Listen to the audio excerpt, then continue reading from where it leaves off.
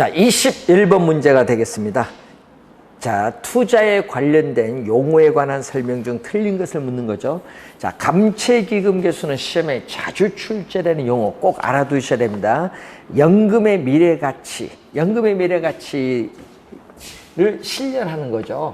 즉, 우리가 예를 들어서 연금의 미래가치 5년 후에 얼마냐? 5년 후에 우리가 주택 구입 가격 뭐 3억 원, 이게 바로 연금의 미래가치예요. 5년 후에 주택 구입 자금 3억 원을 마련하기 위해서 이 얘기죠.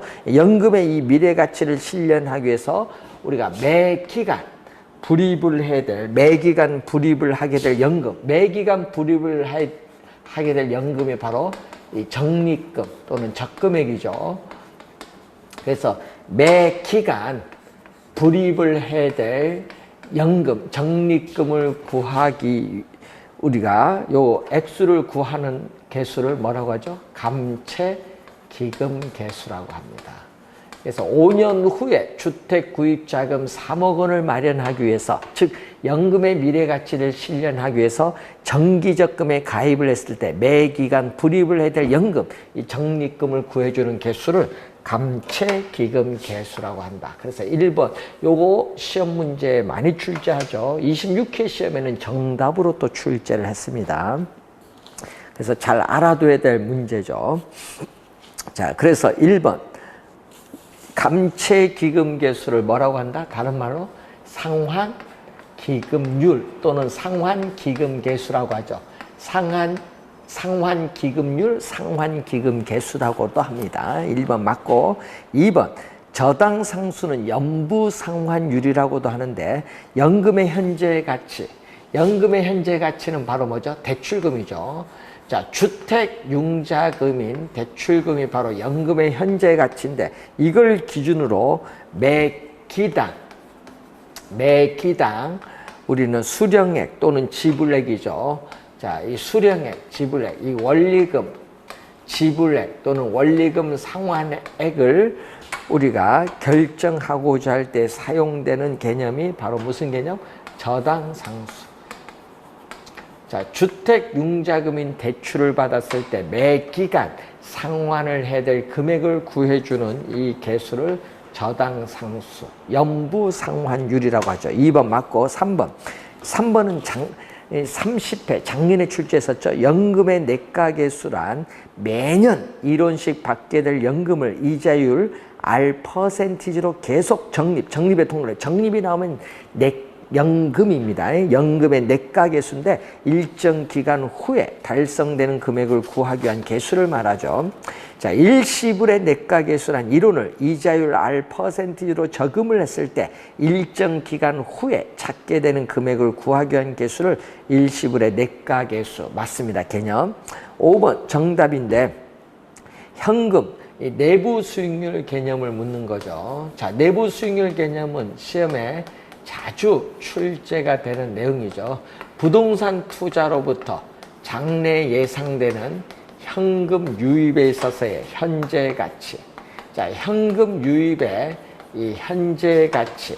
그리고 투자로부터 장래 예상되는 현금 유출에 있어서의 현재 가치.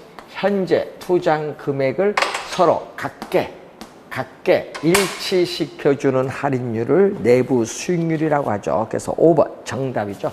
개념입니다. 항상. 개념 잘 알아두시고, 자, 22번 문제로 갑니다. 또 계산 문제죠. 자, 다음 임대주택 사업의 세후 현금 수준은 얼마냐? 자, 순 영업소득이 나오죠. 순 영업소득 1억, 우리가 4천만 원이 나오죠. 자, 여기다가 뭐를 빼죠? 부채 서비스액. 거기 연간 융자 월부금. 연간 융자 월부금이 연간 부채 서비스액입니다. 연간 부채 서비스액이 9천만 원이니까 이 세전 공제를 해주면 세전 현금 흐름은 우리가 얼마죠? 5천만 원이 우리가 세전 현금 흐름이고 뭐를 빼야 된다? 영업에 따르는 소득세를 빼겠죠. 자, 재산세를 빼는 것이 아니라 소득세를 빼야 세후 현금 흐름, 세후 현금 수지를 구할 수 있는데, 자, 소득세는 우선 순영업소득 주어졌으니까 순영업소득 1억 4천만 원에서 자, 여러분 대체 충당금은 세금 공제 플러스는 세금 공제의 대상이 되지 않는데 문제는 없죠. 대체 충당금 문제 없어요. 제로고. 또 우스간 세금 공제의 대상이 되는 거 마이너스는 세금 공제의 대상이 되는데 자, 여기 연간 원리금 상환액에서 이자 지급액에 대해서는 어떻게 돼요? 세 공제가 되고 또 부동산 사용에 따르는 부동산 자체 감가상각액도 세 공제가 되죠. 자, 그래서 얼마죠? 이자 지급액 7천만 원이 나오죠. 7천만 원이고 감가상각액 1천만 원이 나오니까 8천만 원을 빼주니까 얼마? 6천만 원이죠. 1억 4천만 원에서 8천만 원 빼주면 6천만 원에 영업소득세율 30% 0.3을 곱해주니까 얼마죠? 1,800만 원이 영업소득세입니다. 영업소득세가 1,800만 원 공제 주니까 세후 현금 흐름, 세후 현금 수지는 3,200만 원인데 이 수식의 흐름 잘 기억해 두시고 이자 지급액과 감가상각액은 세금 공제의 대상이 된다는 걸 반드시 잘 기억을 해 두셔야 되겠죠. 3번 정답이 되겠습니다. 자, 23번 문제로 갑니다. 자, 부동산 투자의 의사결정 방법에 관한 설명으로 틀린 거. 자, 23번 이런 유형의 문제 올해 또 출제가 예상되는 중요한 유형의 문제입니다. 자, 수익성 지수법은 화폐 시간 가치를 고려한 방법입니다. 그래서 수익성 지수는 어떻게 구하죠? 자, 수익성 지수 PI는 부동산 투자로부터 장래 예상되는 현금 유출이 아니죠. 유출이 아니라 뭐다? 현금 유입, 돈 들어온 거. 현금 유입의 현재 가치를 현금 유출의 현재 가치, 현재 투자한 금액으로 나눠준 거죠. 분모 분자가 틀렸어요. 분모 분자가 틀렸고 분모 분자로 줄 땐 1을 기준으로 해서 1보다 크면 현금 유입의 현가가 현재 투자한 금액보다 많기 때문에 이때는 투자를 채택하죠. 그래서 수익성 지수는 1을 기준으로 합니다. 그래서 암기할 때 수익성 지수니까 자, 수익성 지수니까 암기할 때는 수1 이렇게 암기하면 되겠죠. 수1.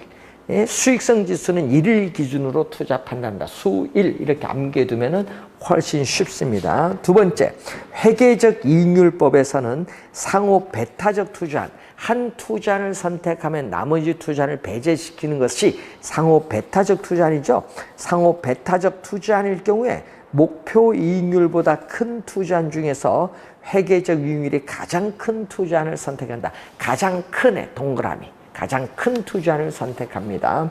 그래서 맞는 지문인데 이 회계적 이익률 24회 시험에 또 개념을 출제했었죠. 회계적 이익률은 연평균 순이익 매년 평균적으로 발생하는 순이익이 연평균 투자한 금액이 얼마냐 요걸 보는 거죠. 자, 이 값이 기업이 목표로 하는 이익률보다 크다. 예, 크면은 또 투자를 뭐 한다? 채택하죠. 그래서 이 요것보다 큰 투자 중에서 가장 큰 투자를 선택합니다. 2번 맞고 3번 순현가법은 또 화폐 시간 가치를 고려한 방법인데 이 순현가. 자, 순현재 가치는 현금 유입의 현재 가치에서 현금 유출의 현재 가치를 차감한 금액인데 요 개념도 시험에 많이 나오는데 이게 어떻게 돼요? 0보다 작으면은 현금 유입의 현가가 현재 투자한 금액보다 작기 때문에 투자를 기각을 하죠. 3번 맞고 내부 수익률은 우리가 현금 유입의 현가와 현금 유출의 현가가 같죠. 그러면 순현가는 현금 유입의 현가에서 현금 유출의 현가를 빼는데 요 같기 때문에 순현가는 0으로 만드는 할인율을 내부 수익률 맞습니다. 자, 5번 회수기간법은 화폐 시간 가치를 고려하지 않고 회수기간이 더 짧은 애 동그라미 더 짧은 투자를 선택하는 투자 방법이죠. 그래서 이 회계적 이익률법과 이 단순 회수기간법을 줄여서 우리는 회수 기간법이라고 하는데 이것은 정통적인 투자 분석 기법이에요. 정통적인 투자 분석 기법인데 이것은 미래에 예상되는 현금 흐름을 현재의 가치로 할인하지 않죠. 그래서 화폐 시간 가치를 고려하지 않는다. 화폐 시간 가치를 고려하지 않는 방법으로서 우리 비할인 기법이다. 자, 비할인 기법. 할인을 하지 않는다. 자, 그래서 요걸 우선 확인을 한번 해 두시면 되겠죠. 자, 24번 문제로 갑니다. 승수법과 수익률법에 관한 설명으로 틀린 것은 자, 총소득 승수. 자, 총소득 승수인데 승수는 이 총소득 승수는 총 투자한 금액이 되겠죠. 자, 총 투자한 금액. 자, 부동산을 취득을 하는데 총 투자한 금액을 뭐를 가지고 총소득 가지고 회수하는 데 소요되는 기간입니다. 그래서 세후 현금 흐름에 하라 뭐죠? 총소득으로 나누어줘야겠죠. 1번 틀렸고 2번 세전 현금 흐름 수수 우리가 정답이 되겠죠. 세전 현금 흐름 승수인데 순영업소득에서 세전현금 순영업소득에서 대출금에 대한 부채 서비스액을 빼주면은 세전현금 흐름인데 여기 넘어오는 과정에서 부채에 대한 대가를 갚기 때문에 여기는 뭐죠? 총투자 금액이라 부채를 갚기 때문에 이 자기자본, 이 지분투자액이라는 걸 꼭 명심해야겠죠. 이 지분투자액을 뭘로? 이 세전 현금 흐름으로 나눈 값. 2번 정답이 되겠고, 자, 3번에 순소득 승수는 또 순소득 승수는 대출금 갚기 전이기 때문에 여기도 뭐죠? 총 투자액을 대상, 부동산을 취득을 하는데 총 투자 금액을 대상으로 순영업소득 가지고 회수하는 데 소요되는 기간을 말하죠. 그래서 이것을 우리는 자본회수 기간이라고 하죠. 자본회수 기간. 자, 그래서 총투자액입니다. 그래서 3번 틀렸고, 자, 세후 현금 흐름 승수. 자, 세전이나 세후 현금 흐름은 뭐를 가지고 지분 투자액이죠. 여기다 지분. 세전 세후는 총 투자 금액이 아니라 이 지분 투자액을 대상으로 해서 이 지분 투자액을 세후 현금 흐름으로 나눈 값이죠. 총 투자액이 아니라 지분 투자액. 틀린 지문이고, 자, 5번에 지분 투자 수익률. 지분 투자 수익률을 지분 수익률인데 항상 분모는 지분 투자액. 예. 자기 자본. 부동산을 취득을 하는데 자기 자본, 지분 투자액에 대해서 지분에 대한 대가, 이 지분 수익인데 이 지분 수익이 바로 뭐죠? 세전 현금 흐름을 얘기하겠죠. 그래서 순영업소득이 아니라 세전현금 흐름. 틀렸죠? 2번 정답이 되겠죠. 이 흐름을 잘 기억을 해 두셔야 되겠습니다. 자, 그리고 어디가 총소득 승수보다 순소득 승수를 우리 얘기하면 순소득 승수가 더 크다는 거 기억을 좀 해 두시고, 또 세전보다 세후가 더 크다는 거. 자, 요거 부등호 방향도 잘 기억을 해 두시고, 25번 담보 인정 비율과 차주 상환 능력이 상향 조정됐다. 이 경우 A가 기존의 주택담보대출금을 고려한 상태에서 추가로 동그라미 추가로 대출 가능한 최대 금액은 얼마냐. 자, 우선 LTV 담보 인정 비율인데, 자, 거기서 A 소유 주택에 있어서의 담보 우리가 평가 가격이 얼마죠? 1억 우리가 5천만 원이 되겠죠. 1억 5천만 원이 되겠고, 여기에 대해서 이 대출금이 차지하는 비율이 얼마다? 70%로 상향되죠. 0.7.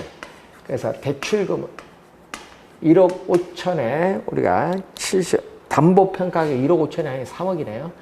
담보평가 가격은 3억 원이 되네. 3억 원. 3억 원이 되는데 3억의 70% 2억 1천만 원이 되겠죠. 2억 1천만 원. 자, 여기에 대해서 DTI는 차입자의 연간 소득. 자, 연간 소득이 3천만 원이 나와 있어요. 연간 소득에 대해서 연간 원리금 상환액이 차지하는 비율이 얼마죠? 우리 60%, 0.6이죠. 자, 연간 원리금 상환액은 우리가 되겠죠. 대출금의 연 저당 상수를 곱해준 건데 3천만 원 60% 1,800만 원이 되겠습니다. 자, 이때 연간 저당 상수는 얼마죠? 0.1. 그래서 양변의 소수점을 없애주기 위해서 우리가 10을 곱해주면은 대출금은 1억 8천만 원이 되겠죠. 그래서 두 가지 대출 승인 조건을 모두 충족시켜주는 이 대출 가능한 최대 금액은 얼마냐? 대출 가능한 최대 금액은 얼마? 두 금액 중 공통되는 금액 1억 8천만 원이 되겠죠. 자, 여기서 기존에 우리가 주택담보대출 금액이 기존의 주택담보대출 금액이 1억 5천만 원이 되죠. 요거 빼주면은 추가로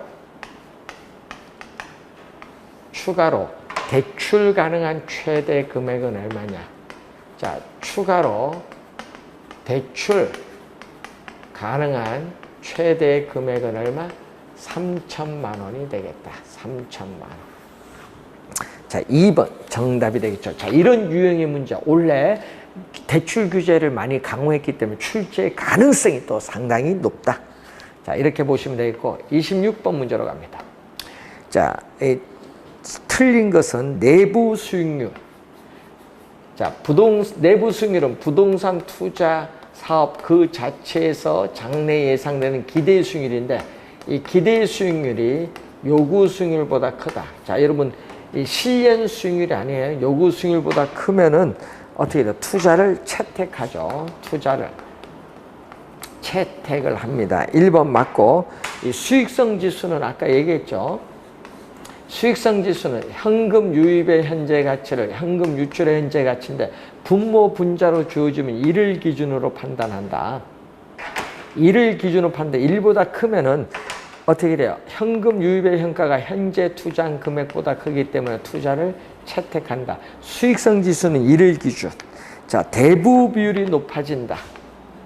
자, 대부 비율 LTV가 부동산 가격에 대한 대출금이 많아지면은 이 타인 자본이 많아지면은 자기 자본에 대한 타인 자본의 비율도 더 급격하게 증가합니다. 그래서 3번도 맞고, 4번 총소득 승수법이죠. 자, 여러분 요 수식에서 총투자한 금액.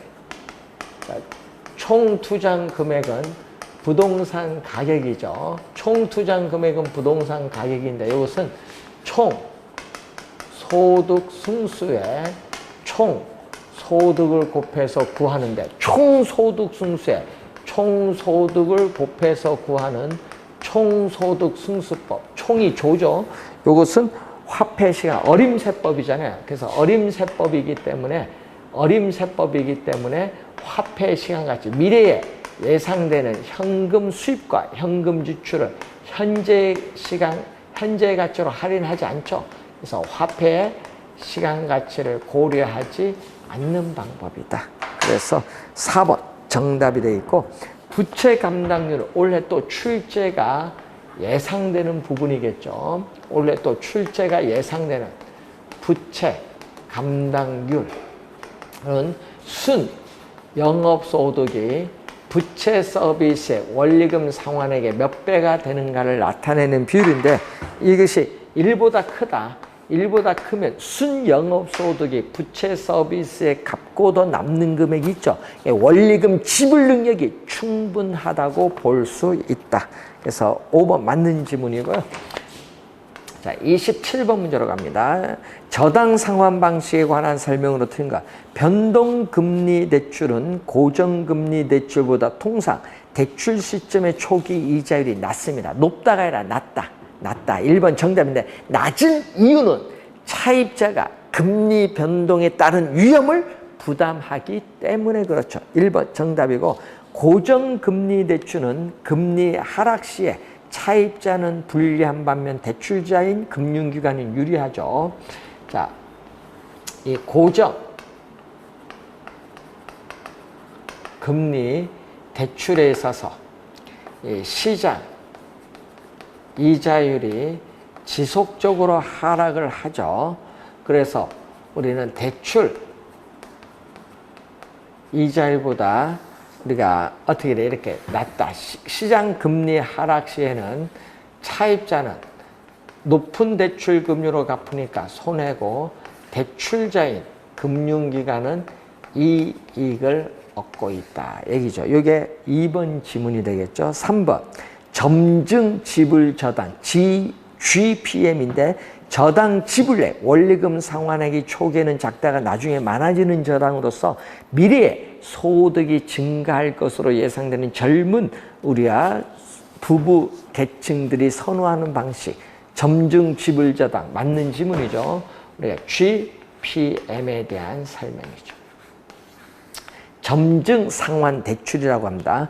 원금 균등 분할 상환 방식은 융자 원금, 대출금을 융자 기간으로 나눈 할부 상환금과 그때그때 잔고에 대한 이자를 합산해 납부하는 방식 개념이 나와 있죠. 자, CAM 원금 균등 분할 상환의 개념이 나와 있고 5번은 원리금 균등 분할 상환이죠. CPM은 대출 기간 내내 동일한 금액을 납부하는 방식이죠. 개념이 나와 있습니다. 정답은 1번이 정답이 되겠습니다.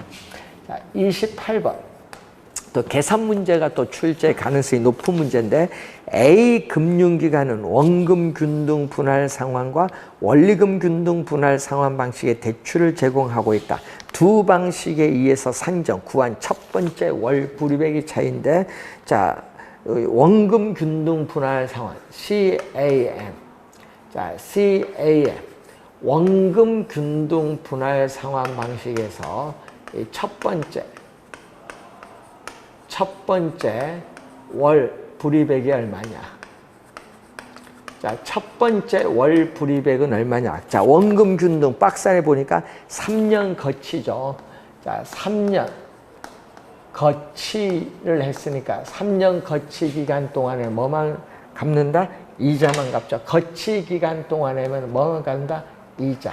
그래서 첫 번째 월 불이백은 이자인데 자, 주택 가격 6억 원에 담보 인정 비율 50%니까 이 대출금은 3억이죠. 50%니까 대출금 3억 원이 바로 처음에는 아직 돈 안 갚았기 때문에 융자 잔고가 대출금이 3억에 뭐를 곱한다? 우리 연 이자율 곱한데 대출 이자율 우리가 얼마? 우리가 연 이자율 6%, 월 이자율은 0.5%죠. 자, 그런데 매월 말 상환했어요. 항상 우리는 문제에서 매월 말 상환하기 때문에 뭐를 곱해줘야 된다? 우리는 월 이자율을 곱해줘야 된다. 얼마? 0.5%를 곱해준다. 자, 0.5%니까 얼마? 150만 원이 되겠죠. 자, 150만 원이 되겠다. 자, 두 번째, 원리금 균등 분할 상환은 거치 기간이 없어요. 자, 그래서 첫 번째 월 불이백은 대출금 3억 원에 뭐를 곱해준다? 우리는 월 저당 상수를 곱해주죠. 자, 월 저당 상수를 곱해주는데 문제에서 월 저당 상수는 0.006443을 3억에 곱해주면 되겠죠. 그래서 우리가 93만 2,900원이 되겠죠. 자, 그럼 요 차액, 이 차액은 얼마다? 차액은 43만 2,900원이 차액이 되겠죠. 따라서 2번 정답이죠. 자, 상당히 중요한 유형의 문제인데 잘 기억을 해 두셔야 되겠습니다. 자, 29번 문제로 갑니다. 한국주택금융공사에 관한 법률에 의한 주택담보노후연금에 관한 설명으로 틀린 것. 자, 단독주택, 다세대주택, 오피스텔 상가주택이 연금의 대상주택이 된다 하니까 틀렸죠. 자, 여러분이 주택법상 주택이 대상이 되고 준주택인 오피스텔, 상가, 주택, 판매 및 영업시설, 전답 등은 뭐한다? 제외한다. 제외한다. 이거 제외합니다. 그래서 어떻게 돼? 1번 정답이 되겠고, 연금 수령 중 담보주택이 주택 재개발, 주택 재건축이 되더라도 계약을 유지할 수 있죠. 왜? 다시 철거해서 다시 지으니까. 자, 연금 방식은 주택 소유자가 선택하는 일정 기간 동안 노후 생활 자금을 매월 지급받는 방식이 있다. 고객이 선택한 일정 기간. 3번은 확정 기간 방식을 의미하는 거고, 4번 가입자와 그 배우자는 종신 거주, 종신 지급이 보장이 되고, 가입자는 우리가 보증료를 납부를 하겠죠. 그래서 보증료가 있습니다. 자, 우선은 또 누가 보장하고 있다? 국가가 보증하고 있다. 또 국가가 보증을 하고 있기 때문에 주택연금 중단 위험이 없다. 예? 국민연금, 요즘 뉴스 많이 나오죠. 국민연금 2050 몇 년에 뭐 이제 없어진, 이제 돈 없다 얘기 많이 나오는데, 주택연금은 국가가 보증을 하고 있기 때문에 주택연금 중단 위험이 없어요. 그런데 여러분 아까 얘기했지만 국민연금은 국가가 보증하지 않습니다. 그렇기 때문에 연금 중단 위험이 있어요. 국민연금은. 이게 중요한 거예요. 국가가 보증했기 때문에 연금 중단 위험은 없다는 걸 꼭 기억해 두시고, 연금 방식은 주택 소유자가 생존해 있는 동안 노후 생활 자금을 우리는 매월 지급받는 또 종신 방식이죠. 5번은 종신 방식에 대한 설명. 따라서 정답은 1번 지문이 정답이 되겠습니다. 자, 30번 문제로 갑니다. 자, 다음 관로안에 알맞은 모기지 증권인데, 자, 우선은 차입자, 주택 수요자인 차입자는 뭐를 한다? 우리는 대출을 받게 되면은 매월 우리 원리금을 우리는 상환을 하겠죠. 매월 원리금을 상환을 하게 되죠. 그러면은 이 발행자, 발행기관은 뭐를? MPTS, S는 이 security, 증권을 의미하죠. 그래서 우리는 이걸 이체 증권이라고 하죠. 증권. S는 securities, 증권이라고 표현합니다. 자, 그래서 투자자에게 매각을 하는데, 문제는 자산을 매각하는 방식이에요. 이 발행기관은 이 자신이 보유하고 있는 이 자산을 매각을 하는 방식이기 때문에 자산, 지분이 넘어가죠. 그래서 우리는 MPTS는 지분이 넘어가는 거예요. 자산 매각 방식이기 때문에 지분형의 성격을 가진 MBS인데 지분이 넘어가는 거죠. 그래서 어떤 지분? 우리가 주택, 저당 채권, 집합물에 있어서의 이 소유권과 또 원금 이자를 받을 수 있는 현금 흐름에 따른 지분권이 투자자에게 지분이 매각되니까 넘어가는 거죠.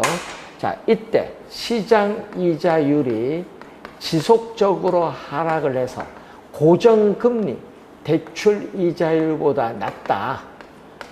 고정금리 대출 이자율보다 낮게 되면 만기가 되기 전에 차입자는 조기 상환을 하죠. 그러면 발행기관도 조기 상환을 합니다. 시장 금리 하락에 따른 금리 변동 위험, 또 차입자가 조기 상환하면 발행기관도 조기 상환하기 때문에 이 조기 상환에 따른 위험도 투자자에게 이전되는데, 이 두 개는 같이 다니는 짝꿍이라는 걸 항상 염두에 두시고, 자, 그래서 어떻게 돼요? 이 설명, 그 30번 박스 안의 설명은 MPTS, 이체증권에 대한 설명이 되겠습니다. 1번 정답이 되겠죠. 자, 여러분이 올해 시험에 이 주택저당증권의 종류인 MPTS, MBB, MPTB, CMO가 출제 예상이 되는데 그 중에서도 MBB와 CMO는 정답을 많이 묻고 있다는 걸 염두에 두시면서 다시 한번 확인을 해 두시기 바랍니다.